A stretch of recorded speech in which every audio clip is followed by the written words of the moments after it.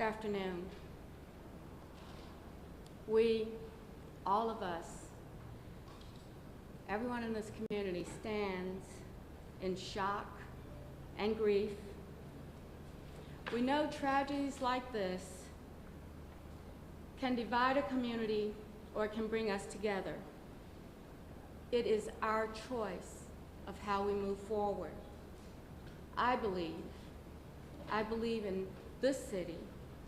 It is a time for unity, and I certainly appreciate the last 24 hours since this tragic shooting, how this community has held together and held Charlotte strong.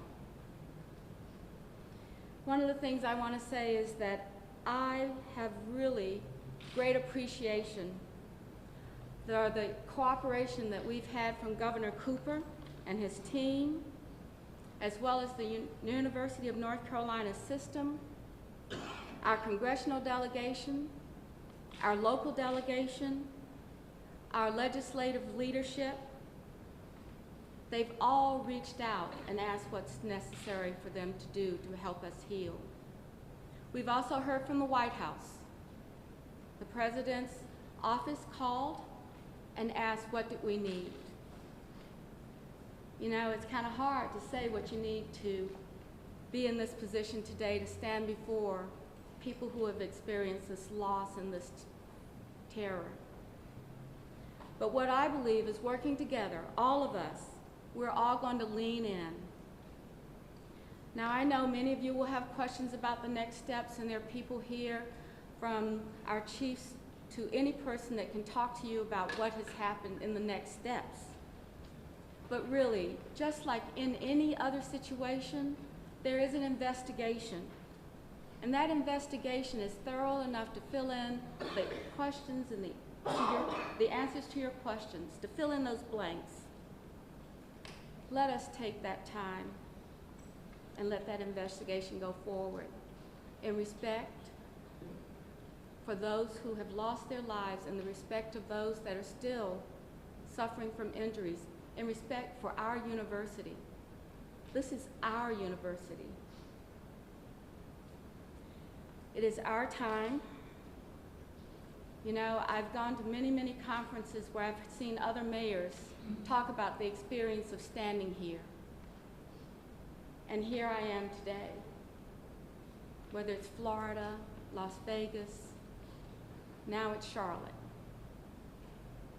And so we have to support each other in the days and weeks to come. I want to add my thanks to the first responders who arrived quickly and acted to save lives and acted to keep people safe. That's what they do. That's what they're trained to do. So I want you to know, on behalf of the mayor and the city council and every locally elected official in this county, we know who we are, and we know our values, and we need to stand for them. We're Charlotte. We're going to open our hearts and our minds. We're going to work hard to build this community because we are resilient. We are Charlotte.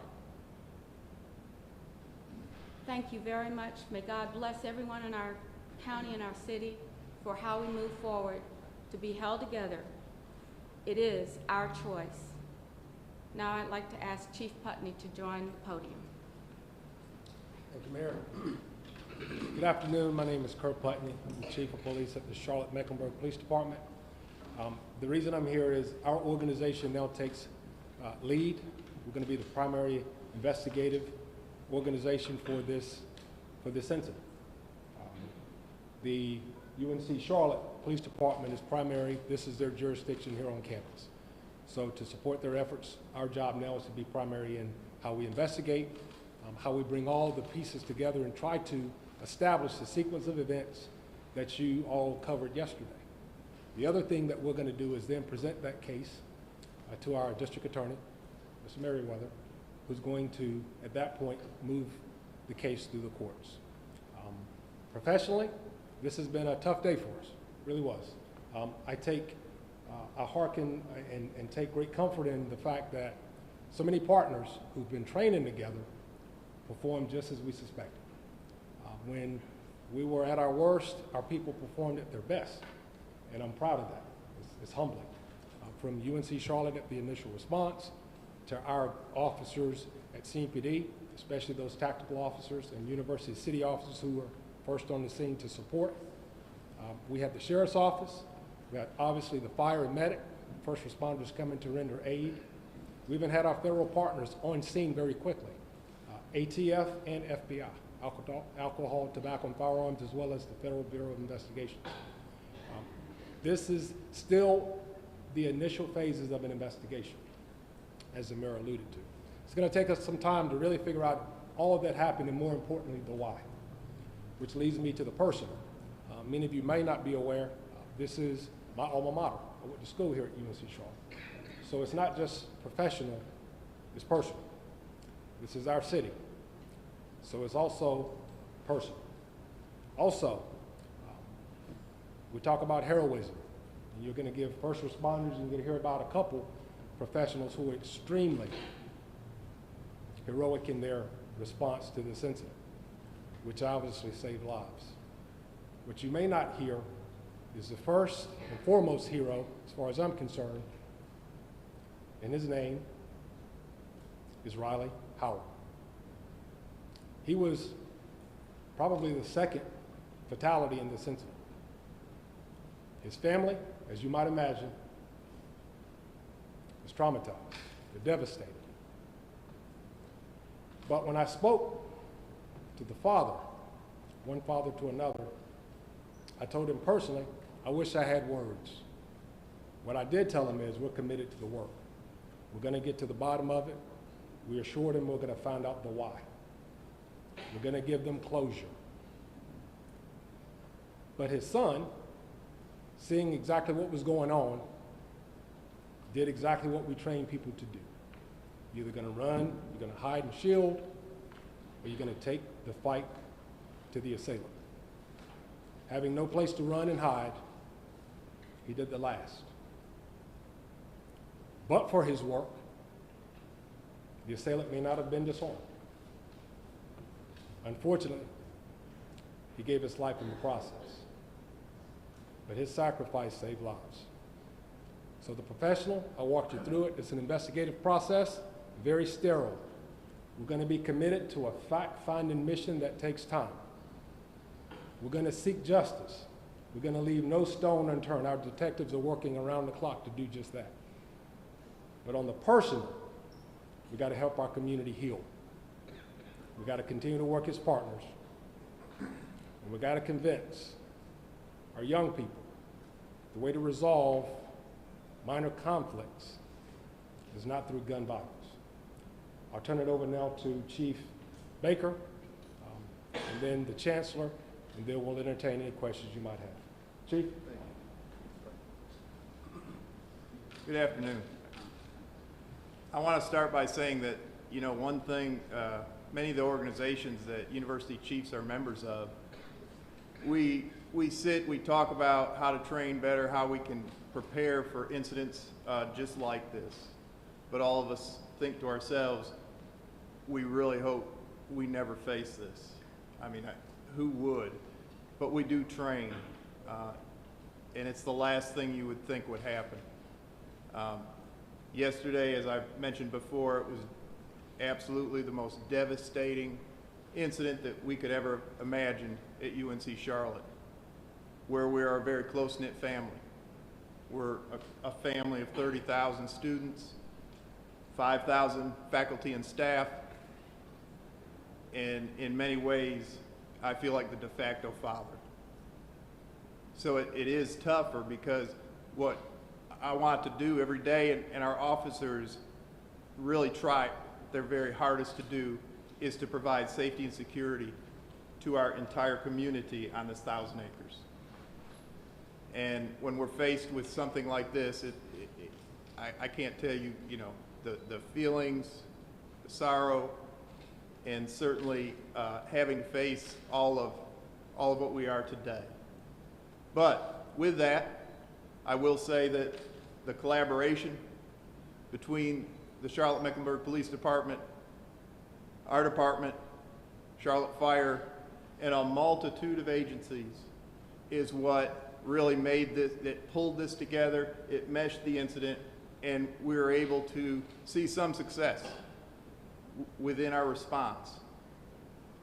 And one thing I do want to say also is, so today I brought forth 2 of our officers that were the first officers on the scene in the Kennedy building. They acted exactly as trained, and that is, we don't sit, we don't wait, we go. And we're going to go to the assailant. And that's exactly what they did. So what I'd like to do now is introduce to you 2 of the first officers on the scene yesterday. Sergeant Rick Gundacker and Lieutenant Sarah Smyer. Both are exceptional officers within our department, and I can't tell you about the great job that they did. Rick, I'd like Rick to say a few words. Good afternoon. I never thought I'd have to do this, but unfortunately today I do. I would just like to reiterate what Chief Baker said, and the main point for law enforcement of this incident is the training that we've been through. I've been preparing for this for over 20 years. In my mind, I'm trying to get officers to prepare for it in their minds, what they would do.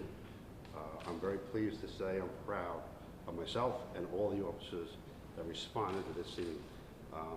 I was the first one in there. The actions I took in there, I'm not going to get into great detail what I did, but when I turned around, Lieutenant Smyer was there. Numerous other officers were there inside the building to help our kids. So the training pays off, and that's why we do it. And I feel this community is a lot safer for that. Thank you. Thank you, sir. So with that, I'm going to turn it now over, the podium over to Chancellor Phil DeBlois. Good afternoon. Let me echo my thanks for all the first responders, including our own folks who acted so bravely. It was obviously a team effort. This is still very raw for us, and we're working our way through in our community. I also want to acknowledge that from across the country, I've heard from literally dozens, if not hundreds, of university presidents who've offered their support for our institution. Some of them have gone through incidents like this. Many just hope they never will. And they've been tremendous in reaching out to me personally. And let me thank you, the media. As I said, this is still pretty raw, pretty emotional, and I appreciate your sensitivity and your expressions of concern for our campus. Let me give you some just easy logistics about how we're moving forward. We will go back to normal operating status at midnight. And what that means at a practical level is that employees will report for work in the morning, and we'll have operations as we would on any given day. Exams will remain canceled through Sunday. You will recall that yesterday was the last day of class, so there is no class for the rest of the week anyway. Friday would have been a reading day. We are simply not going to have exams. Students will take those exams next week sometime, but we're affording maximum flexibility to the faculty to decide how to deal with each and every student based upon their individual levels of readiness to take an exam based on their emotional condition. We are also giving maximum flexibility to the students who would otherwise go through graduation. We don't care whether or not they've finished all their coursework. We don't care whether or not they finished all their exams. If they intended to walk, they'll walk. And we'll worry about the details of certifying their degrees later. And again, we're giving our faculty maximum flexibility to make that determination. There will be some kind of announcement today coming out of the provost's office that gives the faculty specific guidance on how to proceed.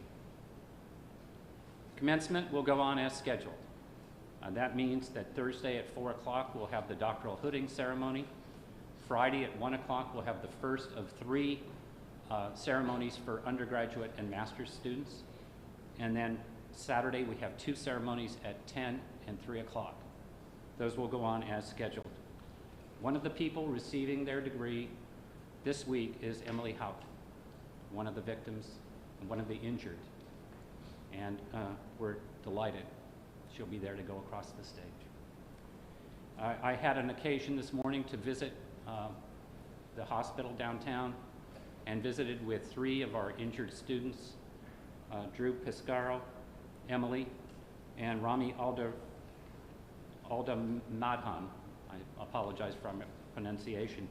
He's our Saudi Arabian student who is a freshman here. I did not get a chance to talk to Sean DeHart. He had also been released yesterday. I had a chance to visit with the 3 families and the students. They're all doing okay. And I expect that the hospital will have announcements about their status as they are released. I've reached out to the families of our the two students we lost, Riley Parlier and Riley Howell, but I had not yet received a phone call in return, and I think you could imagine those families are traumatized and they don't need to talk to me right away. But what I will say to them if I get a chance to talk to them is that we are available 24/7 to support their recovery. We will also, for our community, have a vigil tonight being organized by our students at 6 o'clock in Halton Arena. We have also done some things that are, we think, important for community building and community rebuilding. We, of course, have had counselors available all day, both on and off campus. We opened up our student union and our library. Even though the university was technically closed, we thought that those were important places where students might want to gather with faculty and staff to share their feelings about yesterday's events. And as I mentioned, tomorrow we go back on normal operating status, and those buildings will be open as they usually are. We did stand up a family assistance center this morning in the Student Activities Center, but we did not have a huge outpouring of traffic, so we are back to relying upon our Dean of Students and other offices on campus to support any students, faculty, or staff in need of support.